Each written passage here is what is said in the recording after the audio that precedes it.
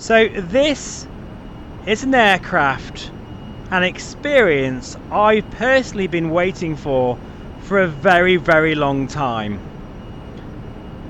Welcome to the FS Reborn Phenom 300E in VR as well. So we are in the Pimax Crystal Super 50 ppd engine, the QLED 50 ppd engine. It's been a while, and I'm going to talk about that as well.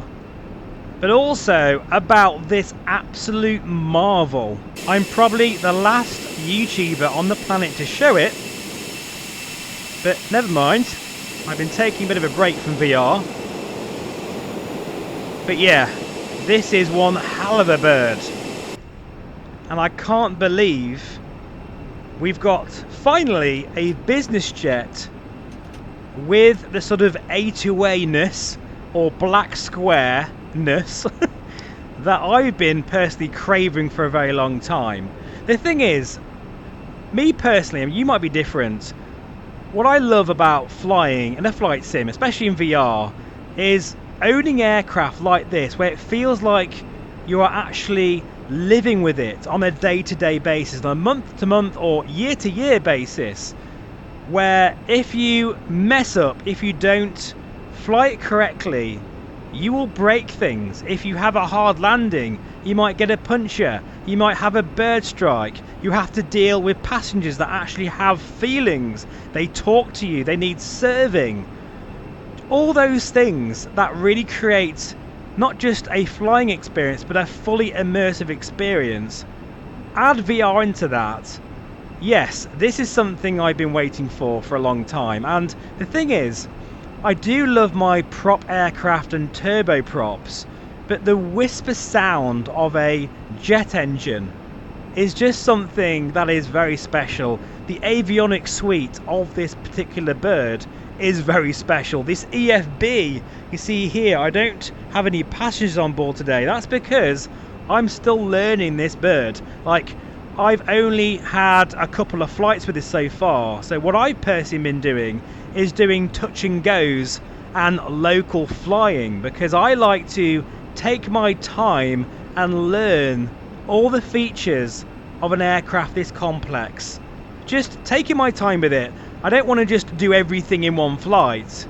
I want to savor each moment, each flight, and get to know it, and that's exactly what I'm doing.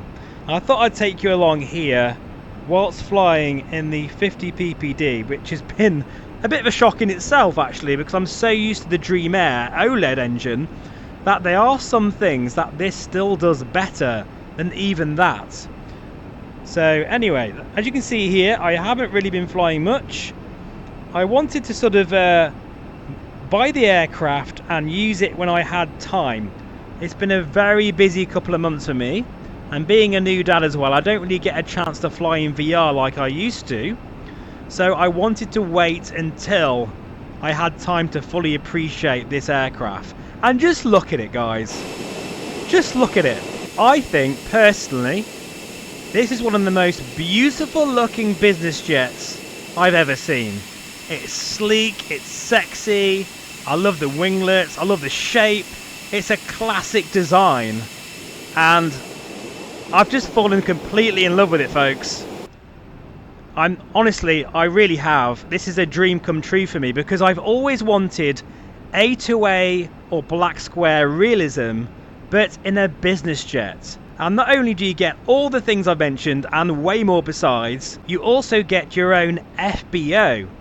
And there's various buildings as well. You can basically place at any airport of your choice, and walking around them in VR is absolutely an insane experience. So a massive congratulations to the team at FS Reborn, because this is a massive achievement and I can't wait to take this around the world. I will be doing that, but first I need to get to know it, and that's why we're not taking any passengers today apart from you watching this. But I would urge you to put your seatbelt on, because I'm still not really confident with this aircraft. I always say, you know, when you buy a new add-on and you feel a little bit overwhelmed, a little bit nervous flying it, that's because it is a serious bit of kit. And it really is so good to be back in the Crystal Super 50 ppd engine.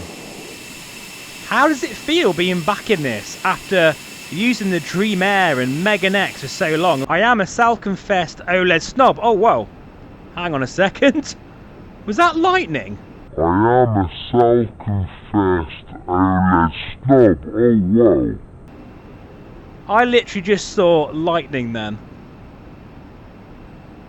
Wow. Do you know, I don't often see that in this sim. Very rare, but I just saw some lightning then, folks. I'm sure I did. Let's just keep an eye out for that.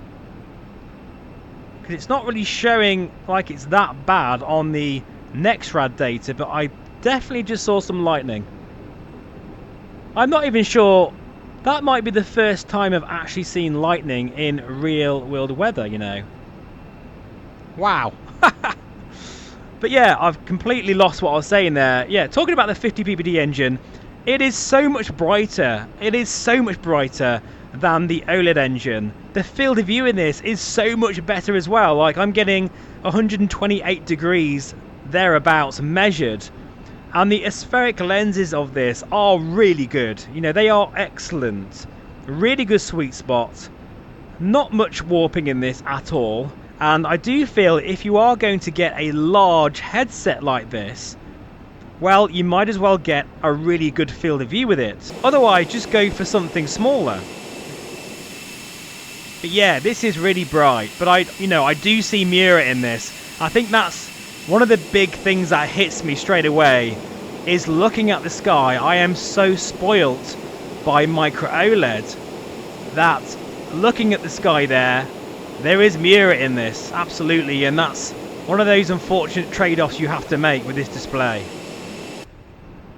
Be fair though, I don't see it when I'm looking at the gauges or looking at the ground. It's only when I look at a white sky then I do see Mura. It's funny, isn't it? Every VR headset has its trade-offs, but there is a lot to be said for the Crystal Super. And when I think about the reliability and issues some people are having at the moment with the Dream Air and Dream Air SE, I think, you know what, the Crystal Super range, that was lightning again, is probably the most reliable headset Pimax has ever made. That's not really saying much, to be honest, because Pimax, the quality control has always been a bit iffy. But for some reason, the Crystal Super, whether it had more research and development, maybe it took them more time to get it to market, but I find that the Crystal Super series, even with its swappable optical engine, which is a surprise because there's more moving parts, it's just a bit more, well, it's a lot more reliable than some of the other offerings on the market.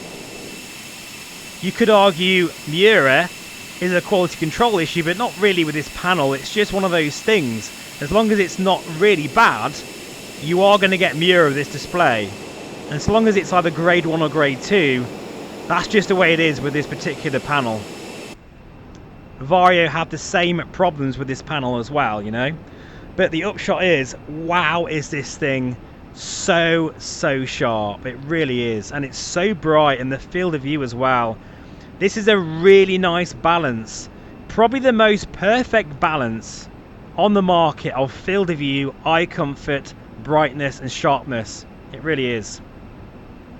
So we're about 4 minutes away now from our destination, which is Newcastle.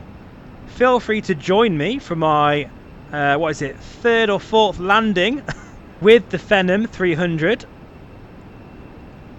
I can't wait to get to know this aircraft a lot over the coming months and years.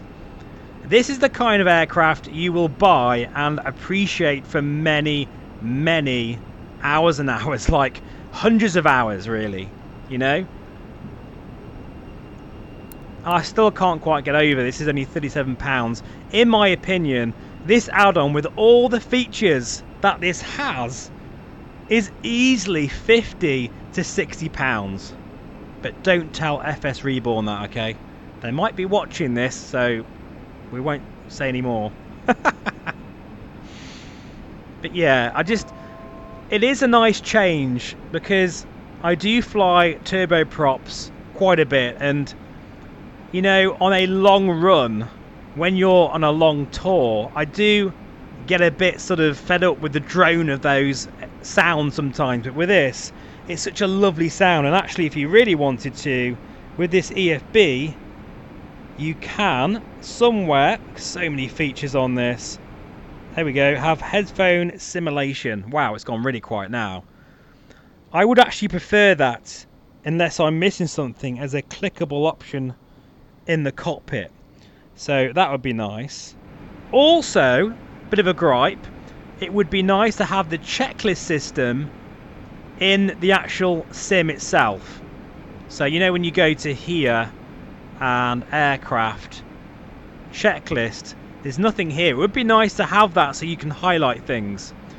But you know, this is more of a hardcore kind of sim, and really ideally you want to be doing your checklist the proper way through the actual systems here. Yeah, just very, very nice place to be, this. You can just feel, you can sense that this aircraft feels a bit more serious than a few others out there, or a lot out there. So welcome to Newcastle. To say I'm just going to be flying this for a while yet, just getting to know it, doing some local flying before embarking on a world tour, and I can't wait to do that. And thank you so much for coming along with me on this flight today. I'm back in the 50 ppd, eh? It's really impressing me. I do feel that Pimax have got a fantastic range of VR headsets right now. They really do. With the small form factor high-end Dream Air, the Crystal Light, which I still feel looks superb. It really does. It's a very nice headset, that. Or the Super Series, which has a full range of optical engines, which admittedly I was quite critical of. I didn't think that would work, but it has. And so far, they've been very reliable. The most reliable of all the Pimax headsets, because even the Crystal Light has suffered badly with warping lenses. But with this, it was a pretty solid launch, if I remember. It's a real shame the Dream Air SE has not been reliable in terms of its launch. In fact, it's been a disaster in my opinion. But I'm hoping that things will change and Pimax will listen to my personal feedback, because I'm going to be hard on them. I'm going to be hard on any VR manufacturer. They've got to get it right. This is your hard-earned money that you're putting down, and it's got to be a good experience. Otherwise, I'm not recommending it, folks. Not on this channel. Right, flight director off. Yaw damper off. I do find this aircraft is quite challenging to land. It feels heavier than I expected, and it's a bit laggy. I'm sure that's how the real thing is. Also, make sure you, you know, you're on speed with your flaps, because you will damage your flaps. Even a hard landing will bust a tyre. There is bird strikes modelled with this. Literally everything you could possibly imagine is modelled on this. This is an add-on which is, for me personally, it might be different for you out there, is a dream come true. I've wanted a business jet with all of the wear and tear, all of the consequences to flying, you know, that we've had from the general aviation side of things. Oh, look at her. She is such a gorgeous looking bird. Very, very pretty. A classic design, that. Pretty high here. Full flaps.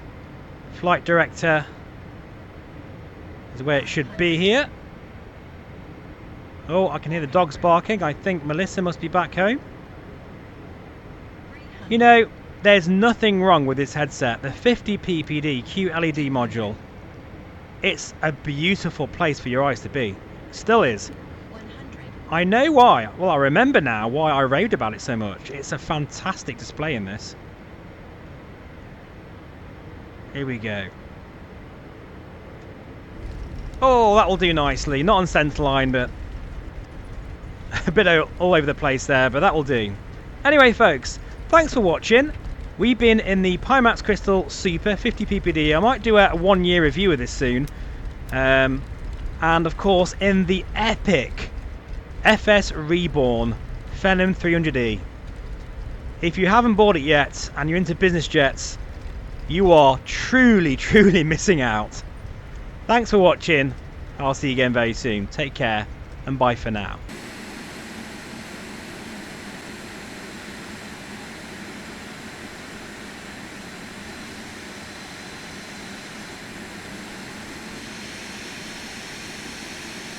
On a separate note, folks, notice how the grass is flashing.